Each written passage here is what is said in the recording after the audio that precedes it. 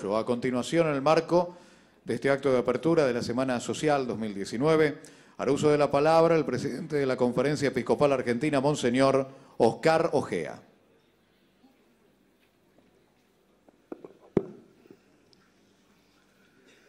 Buenas tardes a todos.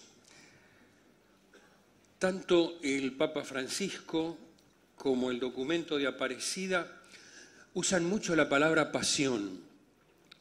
La palabra viene del verbo latino patior, que quiere decir padecer, sufrir.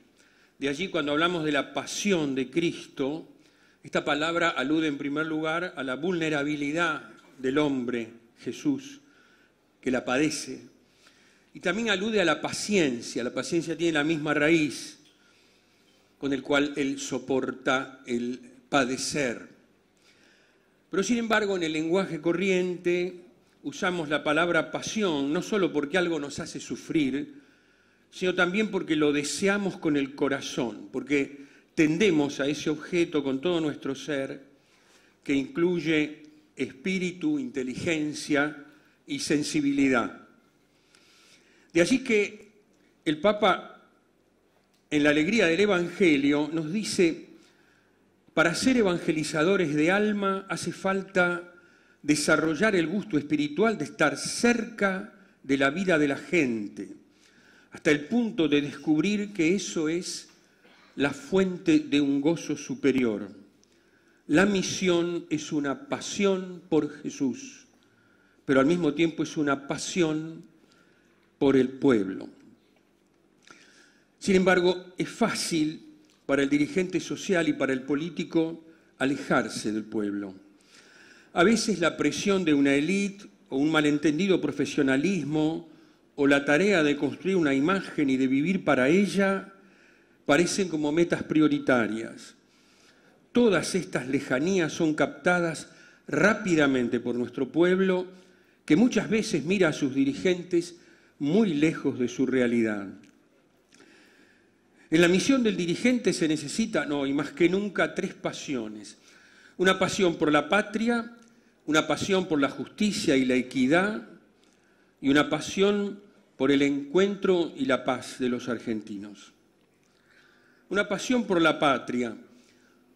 Hoy hablamos poco de patria, se nos aparece como un concepto antiguo referido a héroes del pasado. Preferimos hablar de país o de nación. Sin embargo, el término país alude a nuestra extensión geográfica. El término nación alude al consenso de ciudadanos que acatan una ley, una constitución.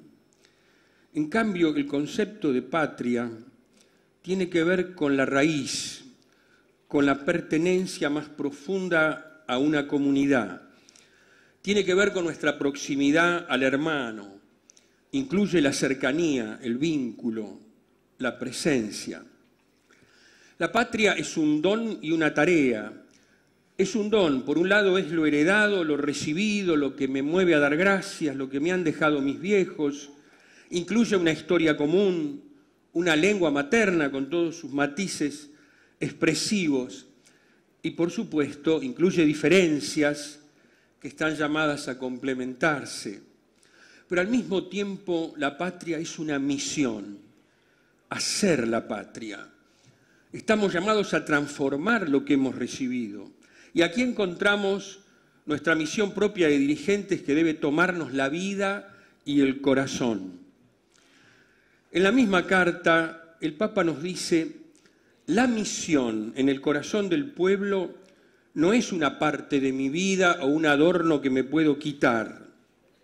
No es un apéndice o un momento más de la existencia. Es algo que yo no puedo arrancar de mi ser si no quiero destruirme.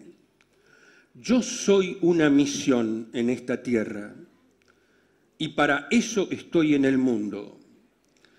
Hay que reconocerse a sí mismo como marcado a fuego por esa misión. Y allí aparece la enfermera de alma, el docente de alma, el político de alma. Esos que han decidido a fondo ser con los demás y para los demás. Descubrir la misión de cada uno, lo que cada uno puede aportar al bien común, aquello que yo solo puedo hacer y nadie puede hacerlo en mi lugar. Esto es clave en este momento que vive la patria. Porque si se mutila el país, la soberanía se puede recuperar. Si se mutila la nación, el consenso se puede rehacer.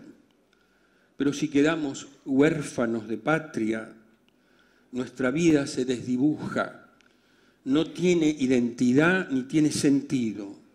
Se pierde en un individualismo triste y opaco, negado a la fraternidad.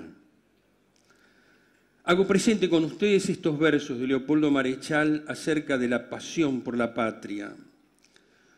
La patria es un dolor que nuestros ojos no aprenden a llorar. La patria es una niña de pies desnudos. La patria es un temor que ha despertado. La patria es una hija y un miedo inevitable y un dolor que se lleva en el costado sin palabras ni gritos.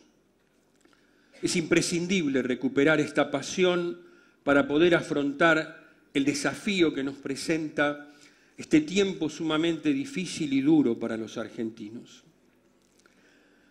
Se requiere también una pasión particular por la justicia y la equidad. El grado de desigualdad social en el que estamos sumergidos es enorme y peligrosísimo para nuestro futuro. Nos decía también allí Francisco, la palabra solidaridad está un poco desgastada. Supone crear una nueva mentalidad que piense en términos de comunidad, de prioridad de vida de todos sobre la apropiación de los bienes por parte de algunos. La solidaridad es una reacción espontánea de quien reconoce la función social de la propiedad y el destino de los bienes como anteriores a la propiedad privada. La posesión privada de los bienes se justifica para cuidarlos y acrecentarlos de manera que sirvan mejor al bien común, por lo cual la solidaridad debe vivirse como la decisión de devolverle al pobre lo que le corresponde. Estas convicciones y hábitos de solidaridad, cuando se hacen carne, abren camino a otras transformaciones estructurales y las hacen posibles. Las causas estructurales de la pobreza, que aparecen claramente reflejadas en la encíclica, residen ante todo en la autonomía absoluta de los mercados y de la especulación financiera. Esta autonomía está defendida por ideologías que niegan el derecho de control de los estados encargados de velar por el bien común. Esto no significa condenar al capitalismo. Lo que la Iglesia rechaza es la absolutización ideológica del mercado, el que éste se convierta de medio en fin y que se propugne como autorregulado y aún como regulador de toda la vida social. El mercado no es un mal en sí mismo. Lo que hace mal es una sociedad de mercado, donde todo se compra y todo se vende. Debemos acompañar el esfuerzo impresionante que está haciendo el Papa Francisco como líder mundial, buscando establecer normas éticas en el sistema financiero internacional, acentuando la responsabilidad de los Estados nacionales para poner límites al poder de las empresas multinacionales. Un ejemplo plausible de este pensamiento es la convocatoria a los economistas para el mes de marzo en la ciudad de Asís, ciudad símbolo de encuentro y fraternidad, para buscar los caminos de humanización de este sistema capitalista que vivimos, para construir una economía en función del hombre y no la de poner al hombre al servicio de la economía. Solo así se podrá recuperar la dignidad de la política. El Santo Padre piensa que esto va a abrir un camino para la creatividad de la acción política, a la que él siempre coloca por encima de la economía, ya que ésta se ocupa de los medios y la política de los fines. No podemos entregarnos con las manos atadas a una economía que mata. Esta lucha debe llevarse adelante con una auténtica pasión, llevando en nuestro corazón y en nuestra vida los rostros concretos de los hermanos que sufren esta cultura del descarte en la que estamos sumidos y que produce una gravísima inequidad entre nosotros, pudiéndonos llevar a odios, heridas y resentimientos difíciles de conciliar. La tercera pasión es la pasión por el encuentro y por la paz de los argentinos. El Papa nos ha hablado mucho sobre la cultura del encuentro. Esta pasión incluye un desafío cultural para poder enfrentarlo. Es indispensable crear espacios de pensamiento y de diálogo, aún en este tiempo en que lo inmediato parece ganarlo todo. Hoy más que nunca es imprescindible detenerse a pensar. Mucho más cuando se ha desarrollado entre nosotros un estilo de pensamiento emocional lleno de prejuicios, poco flexible y muy cerrado. Recurrimos continuamente a palabras e imágenes que tomamos de los medios de comunicación y no le damos espacio al pensamiento personal y profundo. Un pensamiento auténtico necesita del diálogo para poder enriquecerse y hacerse fuerte. De allí que me parece muy actual repensar las cualidades del diálogo que proponía el Papa Pablo VI, San Pablo VI, en la encíclica Ecclesiam Suam, en el contexto de una iglesia experta en el diálogo porque participa continuamente del diálogo con Dios, diálogo que se hace definitivo en la encarnación, que es la instancia del diálogo supremo entre Dios y el hombre. El Papa nos decía que el diálogo debe tener 4 características. Debe ser claro, afable, confiado y prudente. Claro, es decir, fiel a la identidad del pensamiento que lo expresa, buscando ser inteligible para el interlocutor y con la capacidad de revisar las formas y el lenguaje para ser mejor interpretado por el otro. Afable, debe ser cordial, es decir, pasar por el corazón evitando todo modo violento, muy lejos de ser hiriente y ofensivo, sin expresarse con mandatos o imposiciones. Debe ser paciente y generoso. Confiado.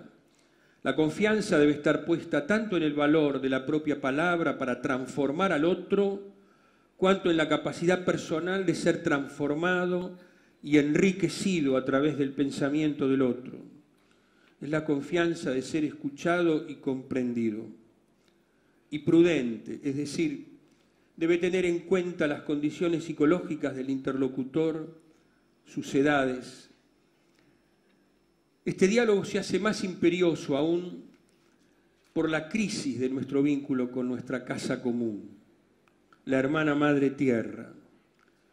Como nos enseña la encíclica Laudato Si, ella gime y grita, imitando el clamor de los pobres por el maltrato que recibe de nosotros. Son temas que tenemos que pensar, dialogar y consensuar, y son temas que vamos postergando indefinidamente, siendo la crisis cada vez más aguda. ¿Qué vamos a hacer con nuestra tierra que sufre el daño de los agrotóxicos con su consiguiente cansancio? Que el hombre de campo conoce bien, el cansancio de la tierra. ¿Qué vamos a hacer con la contaminación sistemática de nuestras aguas? Se acerca a pasos agigantados el drama del agua en el mundo. ¿Qué hacer frente a la tala indiscriminada de árboles y la desertificación con sus consecuencias en el cambio climático? ¿Qué hacer frente a las actividades extractivistas que llevan a estrujar hasta el límite y más allá del límite a nuestra hermana madre tierra a fin de poder succionarle lo más que se pueda? Ante este panorama surge la necesidad de pensar y de dialogar y establecer criterios comunes básicos para ponernos en camino hacia una ecología integral que contemple tanto los derechos de todos a los bienes comunes como el indispensable cuidado de la naturaleza y de los ecosistemas. El próximo sínodo de la Amazonia trazará líneas fundamentales para la aplicación de la encíclica Laudato Si a nuestra realidad social y ecológica. En esta hora tan difícil para el país, ya que en medio de un proceso electoral no podemos descuidar nuestros problemas más urgentes, la alimentación, especialmente la de los niños, el desempleo y la angustiosa situación económica, temas que serán tratados en los paneles nuestros. La Iglesia argentina quiere estar al lado de todos sus dirigentes sociales, renovando su compromiso con esta historia concreta y ayudando desde su tarea evangelizadora a crear y a desarrollar en estos tiempos una verdadera pasión por la patria, una auténtica pasión por la justicia y la equidad, y una verdadera pasión por el encuentro y la paz de todos los argentinos.